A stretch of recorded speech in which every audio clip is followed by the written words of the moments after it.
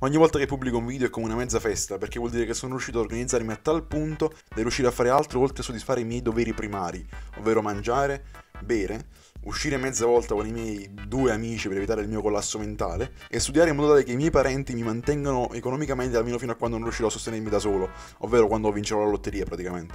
Adesso non pubblicavo da esattamente 2 mesi. Faccio schifo. Comunque, avrete letto il titolo. Qualche giorno fa è cambiato l'orario e ho sfruttato questa cosa per creare un gioco in 0 ore. In una maniera stupidissima. Sinceramente da bambino non avevo mai capito a cosa servisse davvero il cambio d'ora.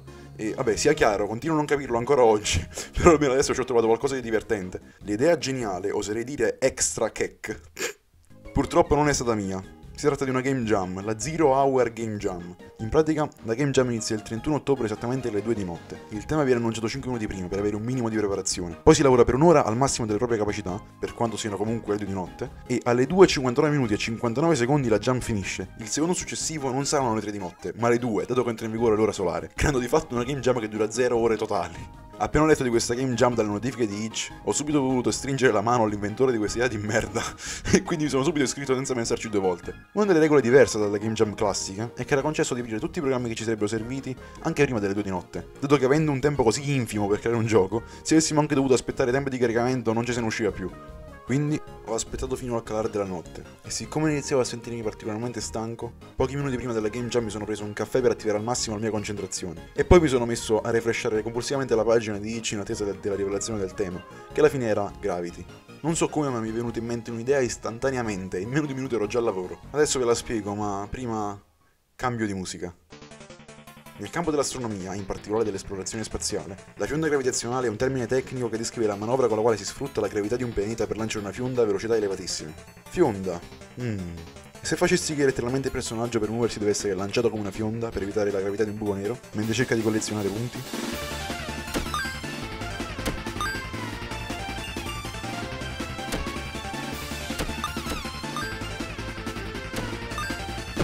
Subito ho creato gli asset grafici più basilari e veloci che potessi fare. La meccanica della gravità e del lanciare il personaggio non hanno creato particolari problemi, dato che avevo già esperienza su queste, ma non avevo mai provato a farle funzionare contemporaneamente. Fortunatamente tutto sembrava andare per il verso giusto. Ho anche creato questo sfondo animato. Decisamente il caffè stava facendo il suo effetto. Ero concentratissimo e stavo riuscendo a programmare il tutto quasi senza mai far partire effettivamente il progetto e vedere che tutto funzionasse correttamente. Vi giuro, di solito faccio sempre qualche battutina di merda sul fatto che i bug che mi capitano e cose del genere. Ma questa volta nessuno proprio, nessun bug. Stavo trascendendo il potere massimo della programmazione estrema. Quel caffè era stato miracoloso, anzi stava funzionando fin troppo bene, tanto che si è attivato anche l'effetto secondario del caffè, l'effetto segreto, la cacarella. Verso le 2...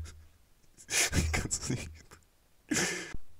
Verso le 2:30 di notte ho iniziato a sentire un impulso irrefrenabile che spingeva il mio duodeno fin giù nell'intestino crasso. Non ho idea di come funziona l'anatomia, va bene. Fatto sta che dovevo trattenermi, sapevo che se mi fossi concesso anche solo 2 minuti per andare in bagno, non avrei mai più ripreso la marcia a cui ero arrivato. Allora, sudando freddo, ho continuato ad avanzare. Ho fatto in modo che il punteggio fosse visibile e che ogni volta che si ottiene un punto, il prossimo punto e il buco nero vengono teletrasportati in punti casuali dello schermo. Alla fine ho avuto abbastanza tempo anche per raggiungere dei dettagli grafici come le particelle attorno al buco nero e dei suoni che ho preso una cartella di suoni 8 bit che ho conservato per evenienze come queste. E anche una piccola scritta in basso che mi credita.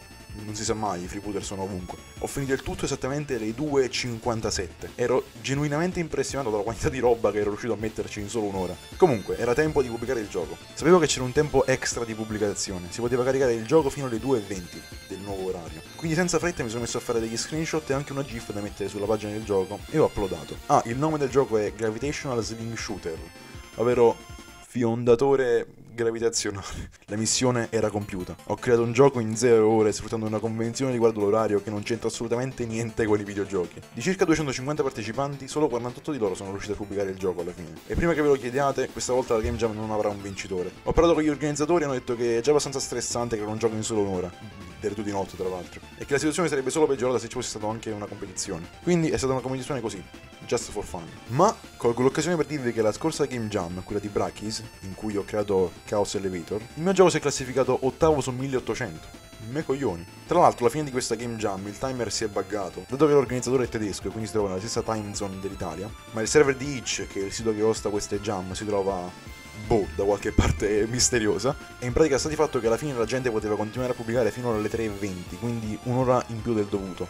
Ma vabbè, io comunque alle 3:20 stavo ancora sfogando la mia impressionante cagarella. Signori, vi ringrazio per avermi seguito, ci vediamo con un prossimo video, spero presto. Spero. Se vi siete iscritti vi mando un bacio, mentre se non l'avete fatto vi mando le peggio gli astemme, quindi vi conviene farlo. Stessa cosa per quanto riguarda i mi piace e tutte le altre cose da youtuber. Ah, e ovviamente come al solito trovate tutti i link per scaricare tutte le cose nelle descrizioni, vabbè questo...